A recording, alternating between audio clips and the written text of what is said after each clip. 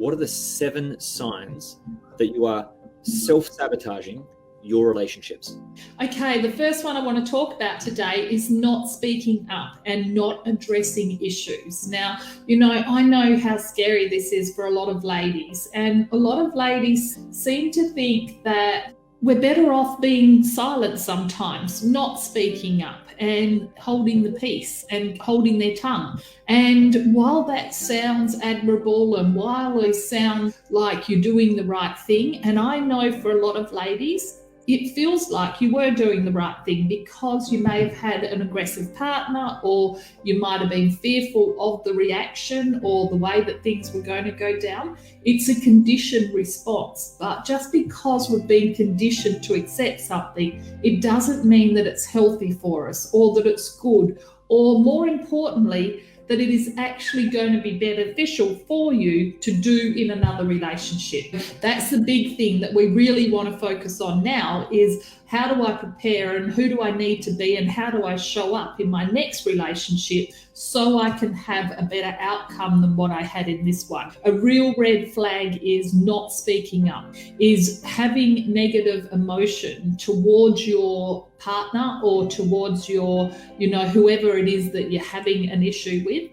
And that leads to resentment. And so not being able to address those issues and work through them and talk about them and get to a place that you can co-create. That means that you both feel validated, that you both feel heard and seen and acknowledged, and that you can work out between the two of you a win-win situation.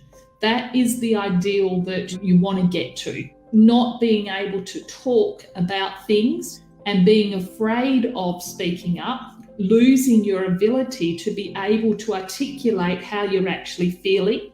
If you get that knot in your stomach and you just dread having to talk to somebody about something when you feel hurt, that is a sign that you are sabotaging yourself and that you're probably sabotaging relationships with the people that you love and who you want to be in your life. The first thing that you really need to take notice of is your ability to be able to speak up and articulate how you're feeling and be able to do it in a way that lands, on the person where you can cooperate together to resolve it, not to just shut down.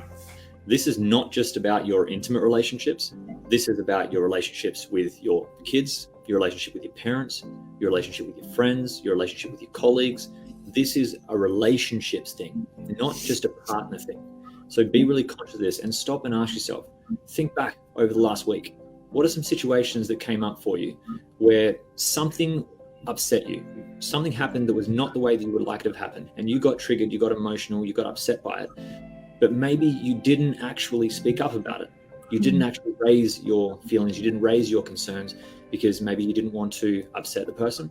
Maybe you didn't want to cause a scene, you didn't want to cause drama, you didn't want to damage your relationship, or maybe you were just scared that, how that person would react.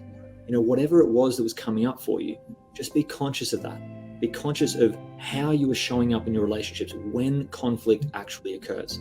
Because how you handle conflict, whether you handle it in a healthy way or an unhealthy way, will determine the success of your relationship. Yeah.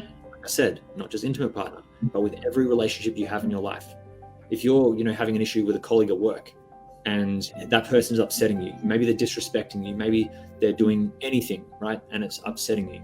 Are you speaking up in a healthy way to be able to resolve and discuss the concern in a way that actually finishes it, that actually builds the relationship?